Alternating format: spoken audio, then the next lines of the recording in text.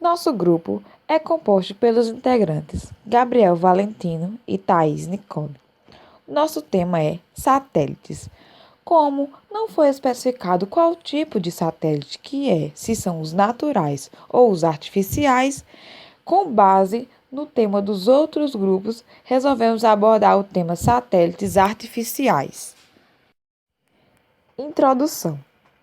Para iniciarmos a abordagem do tema satélites, primeiramente iremos falar sobre a origem dos satélites, como é que eles foram idealizados, que foi na Guerra Fria, quando houve a necessidade de expandir e melhorar os seus suportes na corrida armamentista. Entre os pioneiros de estudo e experimentos em astronáutica, merecem destaque Konstantin, Robert e Hermann.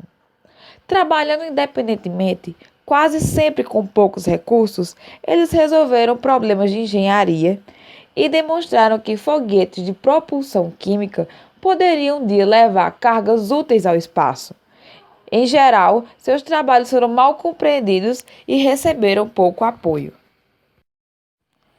A possibilidade concreta de uso militar dos foguetes é que levou os governos da Alemanha, da União Soviética e dos Estados Unidos, a partir de um dado momento, apreciar e aproveitar os resultados obtidos por esses pioneiros. Durante a Segunda Guerra Mundial, a Alemanha investiu no desenvolvimento de foguetes de propelentes líquidos para transportar bombas voadoras. Até o fim da guerra, Orbit trabalhou com Werner e uma equipe de especialistas na base de Peenemünde. Depois da guerra, os Estados Unidos e a União Soviética aproveitaram a experiência dos alemães em seus programas de armamentos, cujos foguetes oportunamente também se prestariam à exploração do espaço. O lançamento do primeiro satélite artificial da Terra, o Sputnik 1, foi no dia 4 de outubro de 1957. Ele marca o início da era espacial. Ele era uma esfera de alumínio de 58 centímetros de diâmetro e 84 quilos de massa, com instrumentos rudimentares e um transmissor de rádio. Entrou em órbita elíptica entre 230 e 942 quilômetros de altura.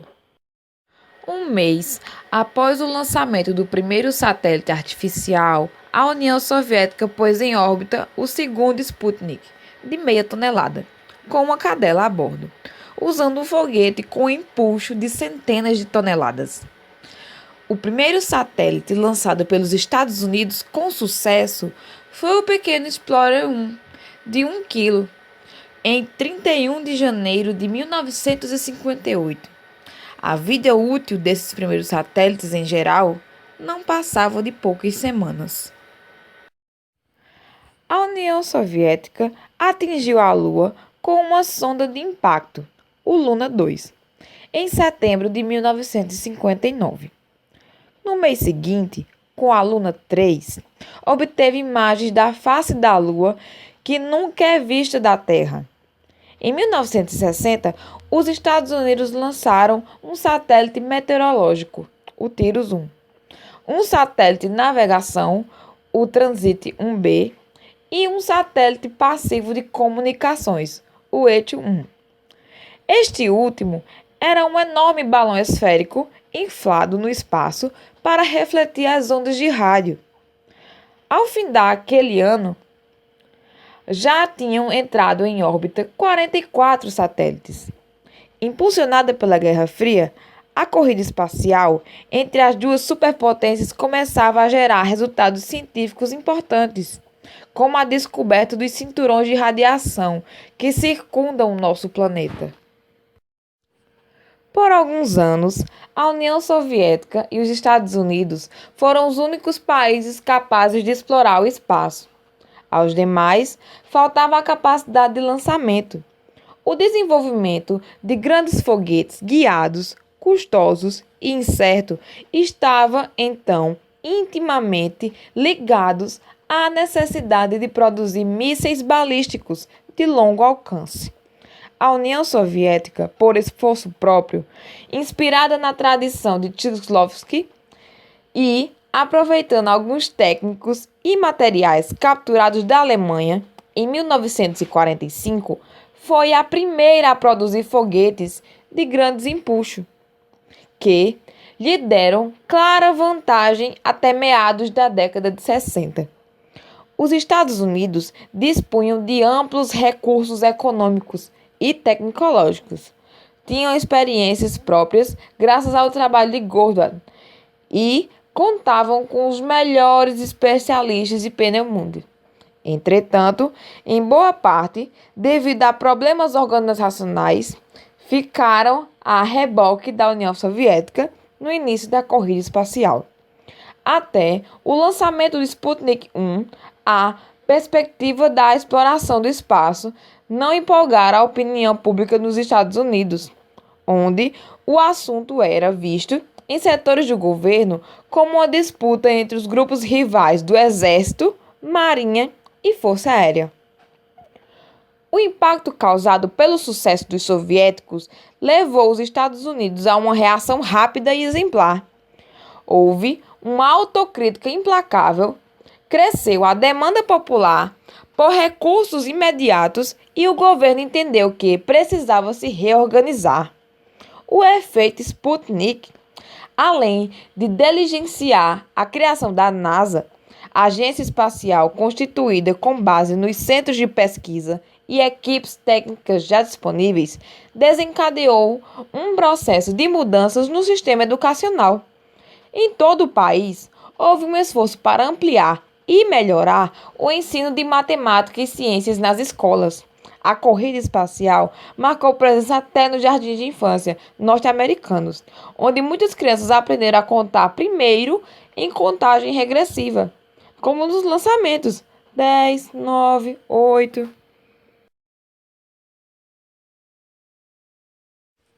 Nos últimos 20 anos, diversos outros países começaram a participar da exploração do espaço, entre eles o Brasil, do qual falaremos mais adiante. A competição entre países cedeu lugar à cooperação internacional, exceto nas tecnologias com aplicação militar, e à competição entre grupos industriais. O uso de sistemas de satélites para aplicações rentáveis, das quais a principal são as telecomunicações, teve enorme expansão, com investimentos de bilhões de dólares. Enquanto isso, ao longo de mais de 3 décadas, prosseguiu a exploração da Lua, dos planetas e do espaço interplanário por sondas automáticas cada vez mais sofisticadas, e a Terra foi circundada por uma multidão de satélites artificiais. A exploração sistemática do Sistema Solar por naves não tripuladas é sem dúvida uma das realizações científicas mais notáveis da humanidade. Os primeiros astros visitados foram a Lua e 2 planetas vizinhos, Vênus e Marte. Após as missões pioneiras da União Soviética à Lua, já citadas, os Estados Unidos obtiveram dados e imagens da superfície lunar com as sondas da série Ranger. A União Soviética conseguiu pousar a Luna 9 na superfície no início de 1966 e logo em seguida pôs outra sonda em órbita da Lua.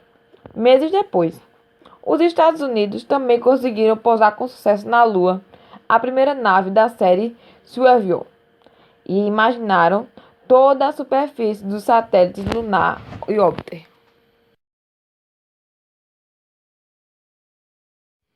O lado positivo é que é inegável de que 1970 até hoje houve enorme evolução tecnológica e desenvolvimento industrial na área, ao lado de grande progresso científico.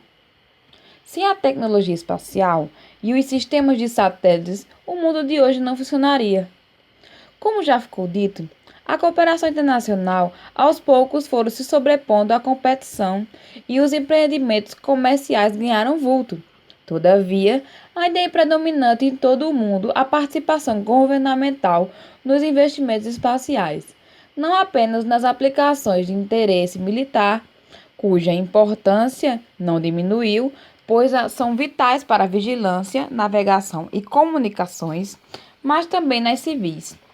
a exploração científica do espaço, a meteorologia por satélites, aplicações da área ambiental, a localização para busca e salvamento e outros serviços semelhantes de benefício difuso ou de caráter estratégico, tradicionalmente tem sido o campo de atuação dos Estados. Embora a iniciativa de organizações não governamentais e empresas privadas venha se expandindo em alguns desses setores. Os serviços comerciais de lançamento por meio de foguetes já estão essencialmente privatizados, acompanhando as telecomunicações por satélite e a própria indústria produtora de equipamentos e sistemas espaciais. O Brasil oficializou seu interesse pela exploração do espaço em 1961, com a criação da CNAE, precursora do Instituto Nacional de Pesquisas Espaciais. Desde o início, esse órgão público federal cooperou com agências espaciais estrangeiras e instalou estações para receber e processar dados de satélites científicos e meteorológicos.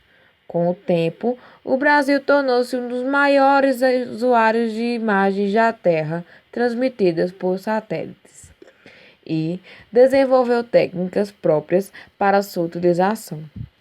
Através da Embratel, o país também foi um dos primeiros países a usar comunicações por satélite. Em 1965, o Ministério da Aeronáutica instalou uma base de lançamentos no Rio Grande do Norte e começou a desenvolver foguetes de sondagem e mísseis no Centro Técnico de Aeronáutica. A partir dessa época, cresceu a indústria aeroespacial e de armamentos sediadas em São José dos Campos. Em 1980, com base em estudos de viabilidade feitos por engenheiros do CTA e do INPE no ano anterior, o governo decidiu empreender um grande projeto de capacitação tecnológica, que recebeu o nome de Missão Espacial Completa Brasileira. Ficou estabelecida a meta de desenvolver no país um veículo lançador, foguete, propelente sólido e 4 satélites com aplicações ambientais, 2 para coleta de dados e 2 para sensoramento remoto. Os satélites deveriam ser colocados sucessivamente em órbita pelo foguete nacional, lançado do território brasileiro, no triênio 1986 e 1988. No ano seguinte, 1981, a programação da MEC-B foi refeita. O primeiro lançamento ficou marcado para 1989. Todavia, mesmo este prazo mais realista não pôde ser cumprido, principalmente porque não se conseguiu levar a cabo o desenvolvimento do foguete de maneira prevista. O projeto MEC-B foi como todo prejudicado, desde a origem por problemas organizacionais, gerenciais e orçamentários, que não foram submetidos a avaliações e correções oportunas. A partir de 1987, aumentaram as restrições do exterior à importação pelo CTA de certos materiais e componentes necessários ao desenvolvimento do veículo lançador de satélites, dificultando ainda mais sua realização, já então bastante atrasada.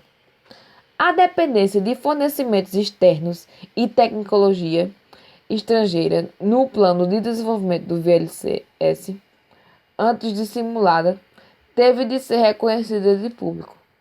Em 1988, já que estava patente que, além de rever a estratégia e as táticas para obter sucesso com o foguete lançador no médio prazo, era necessário providenciar algum meio de lançamento no exterior, pelo menos para o primeiro satélite, cujo desenvolvimento não encontrará obstáculo.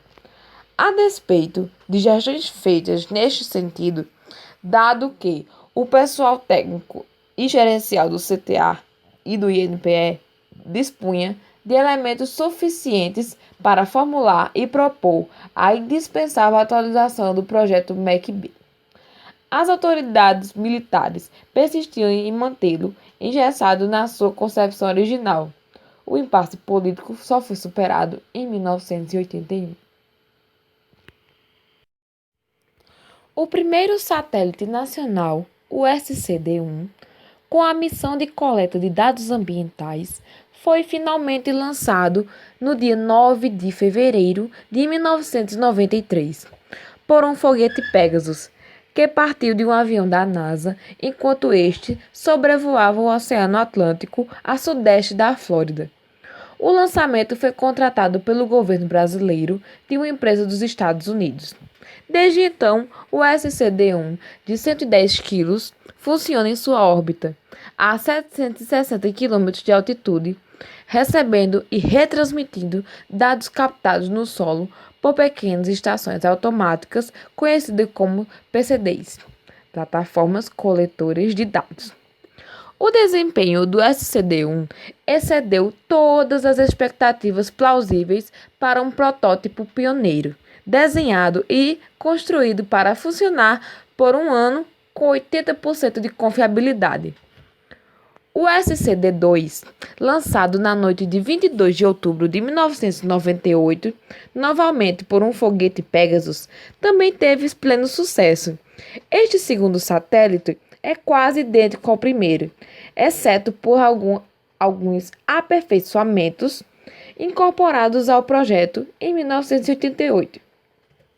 Mais significativo é o fato que, enquanto a maioria dos equipamentos de bordo do SCD-1 já foi construída pelo próprio INPE, o fornecimento pela indústria privada nacional já predominou o SCD-2. Atualmente, há cerca de 300 PCDs instaladas e em operação no território brasileiro. Este número, que só cresceu recentemente, é ainda muito pequeno em relação à capacidade dos satélites. Em um quadro de muitas dificuldades e sucessivos atrasos, prossegue no CTA o desenvolvimento do veículo lançador de satélites nacional. O VLS é um foguete pré-polente sólido, de 4 estágios, 50 toneladas de massa na decolagem. Seu voo inaugural, a partir da base de Alcântara, no Maranhão, em 1997, não teve sucesso. Um dos 4 motores do primeiro estágio não acendeu. Além do foguete, perdeu-se no lançamento um satélite de coleta de dados semelhante ao SCD-2. Infelizmente, a falha na decolagem não permitiu que se comprovasse, nesse primeiro teste, o funcionamento dos demais estágios e subsistemas do VLS. O próximo lançamento do VLS ficou previsto para 1999. A carga útil a ser fornecida pelo INPE poderia ser um satélite científico incrementado por mais retransmissor de dados do PCDs. Após o sucesso do SCD-1, vários outros projetos de pequenos satélites científicos e de aplicações granjearam apoio no Brasil e estão em fase de estudo ou desenvolvimento, na maioria dos casos com parceiros estrangeiros.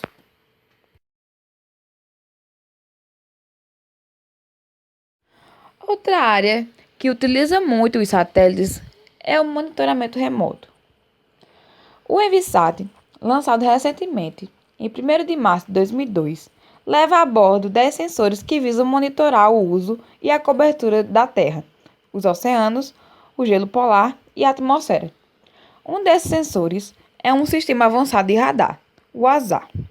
O programa RadSat visa fornecer dados de áreas sensíveis do planeta do ponto de vista ambiental, como florestas tropicais, desertos em expansão e etc. E para estudos nas áreas de geologia, geomorfia, oceanografia, vegetação, uso da terra, agricultura e outras. Deste programa foi lançado o RadSat-1, que está a uma altitude de 798 km. O radar, a bordo desse satélite, opera na banda C da região de micro-ondas, com uma resolução espacial que pode variar de 10 a 100 metros. As áreas com vegetação natural são fundamentais para a conservação da biodiversidade e, para a manutenção dos serviços ecossistêmicos. Assim, garantir a proteção dos 17,5% da vegetação natural remanescente é prioridade da fiscalização ambiental no estado de São Paulo. Para contribuir para o cumprimento deste desafio, a Secretaria do Meio Ambiente desenvolveu uma metodologia para possibilitar a identificação e fiscalização dos desmatamentos e queimadas ilegais. O MAIS, Monitoramento Ambiental por Imagens de Satélite.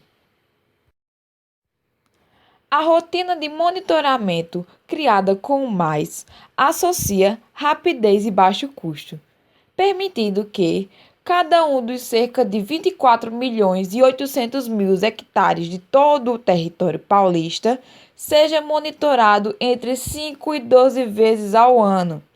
A variação da frequência do monitoramento depende da cobertura de nuvens registradas nas imagens do satélite. E qualquer desmatamento com áreas superiores a 0,3 hectares ou o equivalente a pouco mais que 1/3 de campo de futebol seja localizado e fiscalizado em campo. A metodologia foi inspirada em experiências consagradas, como as realizadas pelo INPE, Instituto Nacional de Pesquisas Espaciais, e IBAMA, Instituto Brasileiro do Meio Ambiente e dos Recursos Naturais, e consiste na comparação de imagens de satélite com fotografias aéreas, identificando onde a vegetação natural foi mais alterada. Esta imagem é um exemplo da tela da rotina do MAIS, onde a imagem mais recente é sobreposta e comparada visualmente com uma base do ano de 2010, utilizando o programa de geoprocessamento.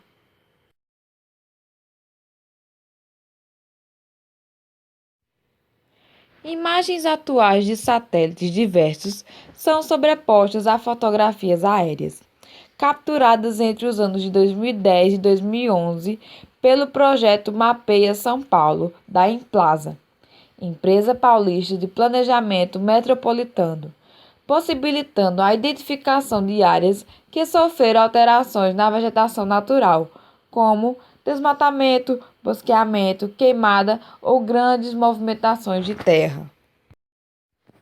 O processo ainda permite, por meio da integração dos dados da SMA e CTSB, verificar se a área alterada está localizada no interior de unidade de conservação, em área de preservação permanente, APP, se possui outras atuações ou se a atividade já foi licenciada. Constatada a irregularidade, o Centro de Monitoramento da Coordenadoria de Fiscalização Ambiental da SMA, responsável pelo MAIS, elabora a ficha de indicação de possível supressão de vegetação natural. A ficha é composta pelas imagens comparadas antes e depois, indicando a delimitação da alteração e outras informações disponíveis. O CM produz ainda arquivos digitais com a localização da área para carregar em aparelhos GPS e nos aplicativos Google. Utilizando a mesma metodologia, são monitoradas também as áreas queimadas no estado, especialmente onde possa ter ocorrido queima da cana-de-açúcar irregular, nos municípios com queima proibida, segundo determinação da CTSB. As informações e documentos relacionados às alterações detectadas pelos MAIS são recebidos diretamente pela Polícia Militar Ambiental, por meio do Módulo de Denúncias do Sistema Integrado de Gestão Ambiental, SIGAM, para que sejam iniciados os procedimentos para a fiscalização em campo. Uma vez constatada a infração, a polícia lavra o auto de infração ambiental, indicando que a multa a ser paga e as providências cabíveis para a recuperação da área.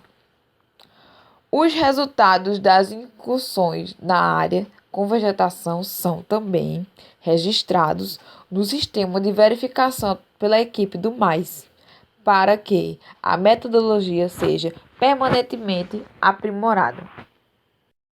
Conclusão: o surgimento dos satélites foi uma proposta que inicialmente não foi bem aproveitada. Entretanto, após descobrir que era muito mais vantajoso você ter uma percepção melhor que os satélites proporcionam, eles puderam enxergar a qualidade e a vantagem de se usar satélites. E ele abriga em várias áreas, tanto em imagens da superfície terrestre, tanto no monitoramento, GPS, sinais de TV, rádio. Hoje os satélites, eles são de fundamental importância na vida dos seres humanos e na vida do ambiente.